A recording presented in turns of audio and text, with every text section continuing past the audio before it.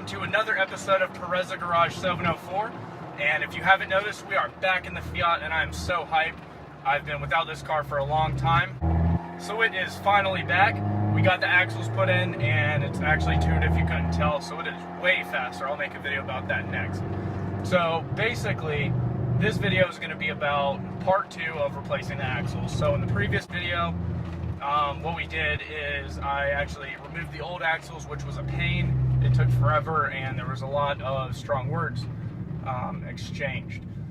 But in this video, we put the new ones in, which turned out well, as you can tell. So basically, if you like this video, give it a thumbs up and subscribe below. I would really appreciate it. It takes about half a second. So go ahead and hit that subscribe button. Let's get this video out to all your friends. Let's grow this channel and make something big.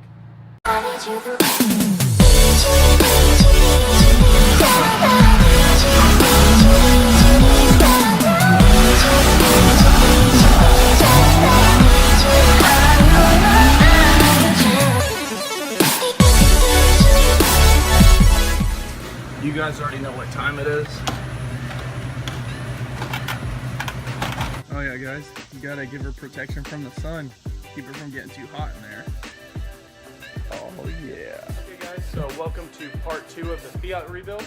So today we are just finishing up building the axles for this car, and we're also going to change the oil and go for a drive. And then I'm going to scan the ECU so we can tune it. So here we have the new axles, and what we have to do is we have to flip this boot on and put the tripod joints inside of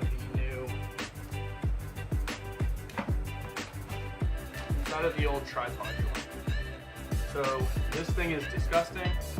So what we're gonna have to do is just clean it out so we can reuse it.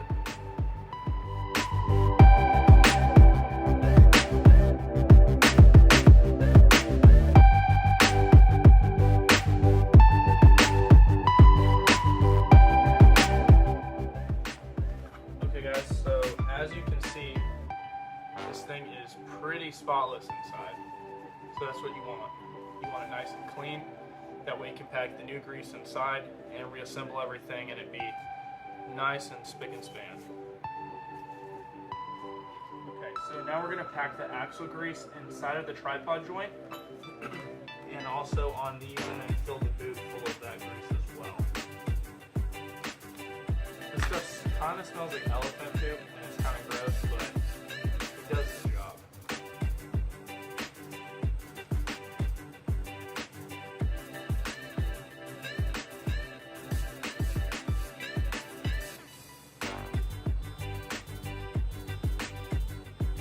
Now once you have the tripod joint pulled free, what you're going to want to do, go ahead and take your axles. I'm just going to pull back this boot a little bit. Go ahead and drop some grease inside that boot.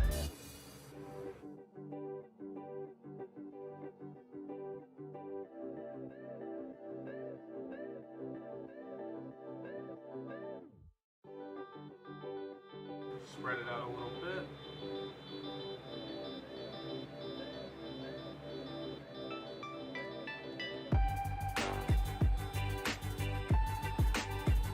So in case you guys haven't noticed yet, it's probably a pretty good idea to have a big box of gloves, because you're going to go through a lot, especially if you want to stay clean while you do this. Just a little container. Take once you bar back.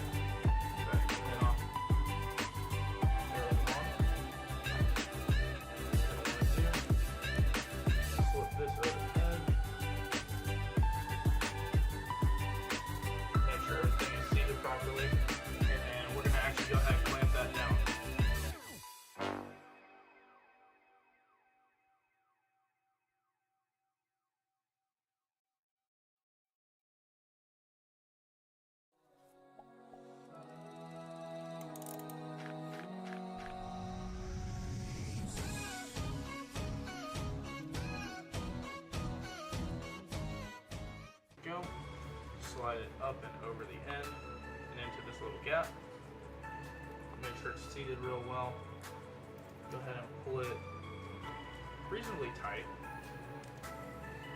Okay, now for this next part, you just need to slide it in the little slot in the tool, under the blade, and then into the end of the slots on the spool. And then just start twisting.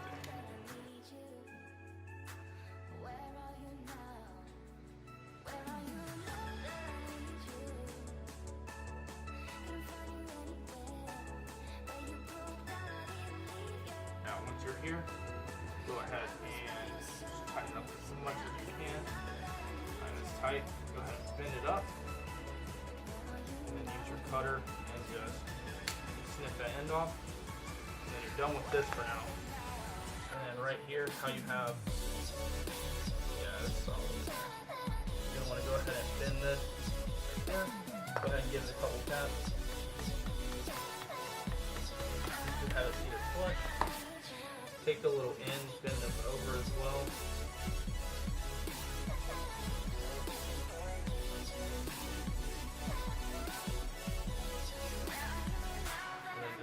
Tap those down too.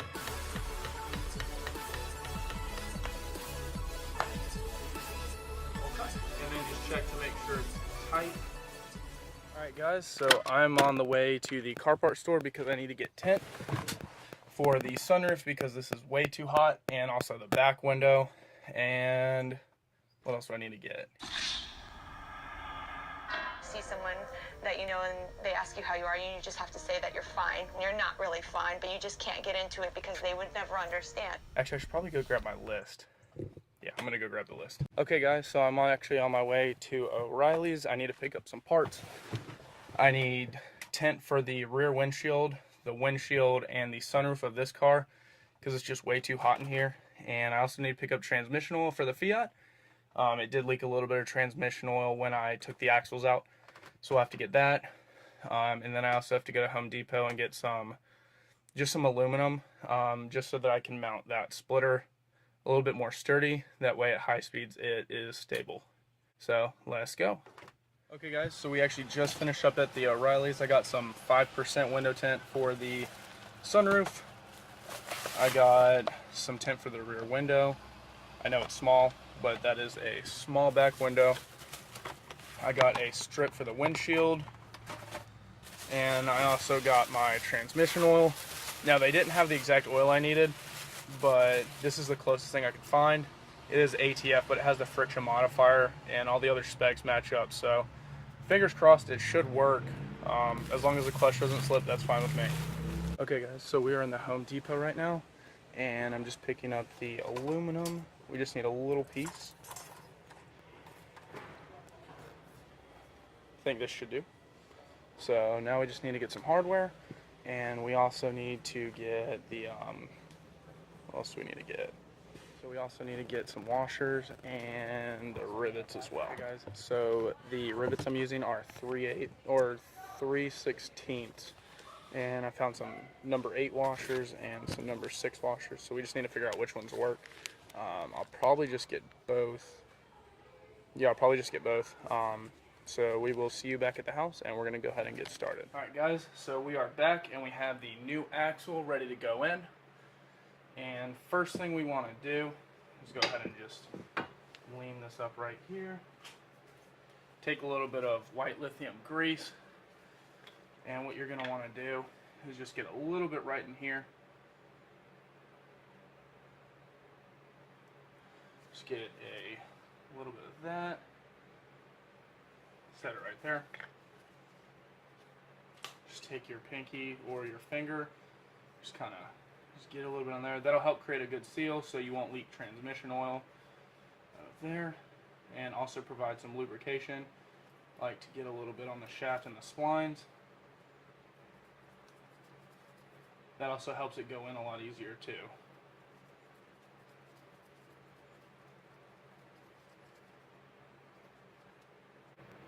Okay, so what I just finished doing is I actually just finished getting the axle in place.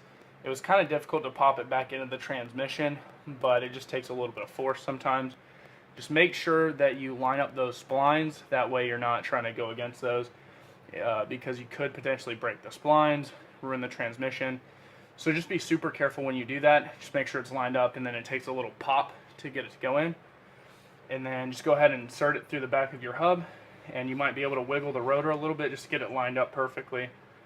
And it should look something like that, where the end of the axle is poking out. Just make sure it's seated properly. And then what you can do after that, you can go ahead and just tighten up that nut, pop the little stops in there, and then just put back together your suspension, and you're good to go on this side of the car.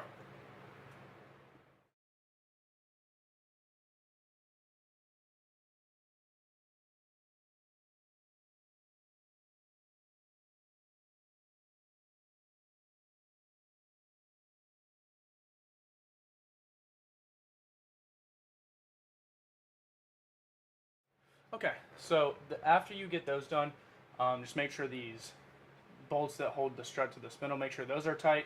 Make sure your axle nut is tight, and that you popped these little tabs in. That'll keep it from loosening on itself. Just make sure not to over tighten this. You don't want to warp your bearings. And after that, just make sure that all the brake lines, everything is put back in its place, and the wheel is ready to go on. And then you are good to go on this side. So when working on the transmission of any car, you're going to leak a lot of transmission fluid, especially if you're taking the axles out. So just make sure to clean that up with some degreaser. And also, once it's all put back together, make sure to check the level and top off any transmission oil that you leaked. Okay guys, so we are on the passenger side of the car, and as you can tell, I was not actually able to get that tripod joint out. So what I'm going to do is I'm going to go ahead and actually clean that up, and then I'm actually going to rebuild that CV boot and build the axle while that's in the car.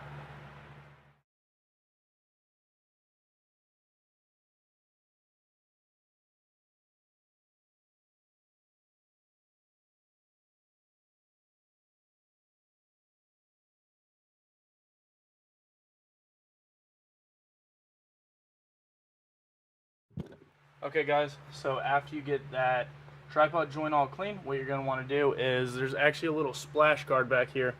You're going to want to remove that, that way you can fit the tool in there. So basically, after you get that tripod joint all cleaned out, right back there, what you're going to want to do is remove this splash guard on your Fiat. That way you have more access, that way you can use the little crimping tool. Because there's very limited space back there. So if you remove that, you should be able to get to it. We'll see.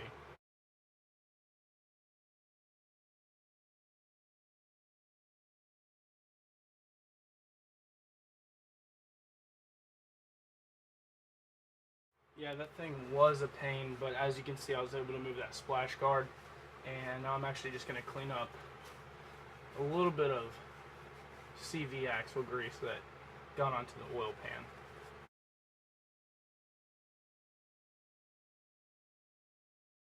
So now it's time to put the new axle in. Now before you put grease in that tripod joint, you're going to want to switch gloves because you don't want any contaminants in there, anything that could possibly wear down the metal surface of those rollers. So I just want to apologize ahead of time. There is very limited space, so if I'm blocking the camera, I apologize.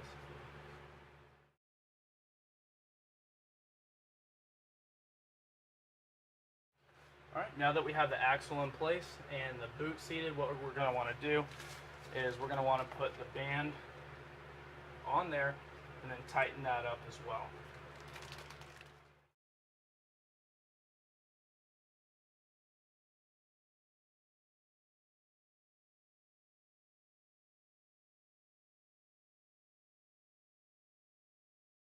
Alright, so we got that clamp on there and it's nice and tight. So now that we've done that, we can go ahead and take this splash guard and somehow get it back in there. I don't know how we're going to do that yet, but we'll see, I guess.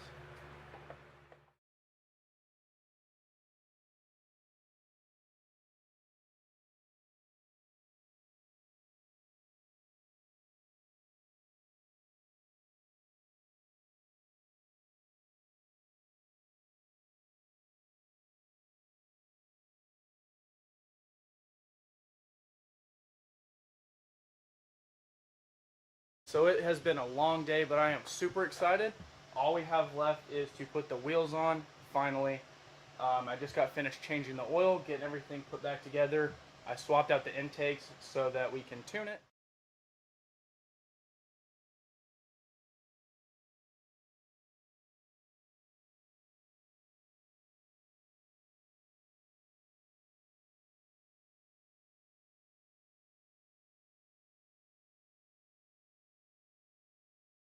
So we are back in the Fiat. As you can see, it actually works and I'm super stoked. I just finished scanning the ECU and we're taking it out for a drive.